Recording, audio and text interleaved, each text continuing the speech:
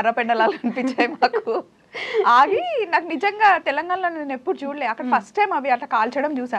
అప్పుడు నాకు తెలియదు కదా కర్రపెండలం ఫస్ట్ టైం చూస్తున్నా, దీన్ని ఇట్లా తింటారా అట్లా తింటారా అని పెట్టా. అది ఫుల్ వైరల్ అయిపోయింది. కొన్ని పాజిటివ్ కామెంట్స్, మీరు షెఫ్ అయ్యింది ఇది కూడా తెలీదా, కొన్ని ఏమో ఇంకా వైరల్ అయిపోయింది అది. అప్పటి నుండి ఛానల్ ఇంకా వెనక్కి తిరిగి చూడలే. నా జీవితాన్ని మార్చింది కర్రపెండలం. కర్రపెండలం కాదు శ్వేత అండ్ స్వప్నక్క, అడల్ట్ ఫ్రెండ్షిప్ అంటే చిన్నప్పటి నుంచి మనం చూసిన ఫ్రెండ్షిప్ కాదు అది. ఇట్స్ ఎ డిఫరెంట్ థింగ్ కదా.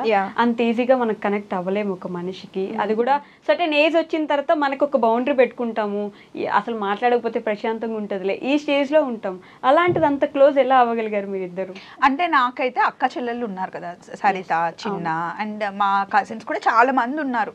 అందరికి నేను అక్కనే, కానీ తిన ఒక్కతే. తన బ్రదర్, కానీ బ్రదర్ హాస్టల్లో తిను హాస్టల్లో ఉండడం వల్ల ఇంకా ఒకతే సిస్టర్, ఇంకా ఎవరు లేరు. తనకి ఎందుకో నన్ను చూసినప్పటి నుండి ఇదే నా అక్క అని ఫిక్స్ అయిందని నీకు లాస్ట్ టైం ఇంటర్వ్యూలో కూడా చెప్పాను కదా, నా బిల్లా అని చెప్పి.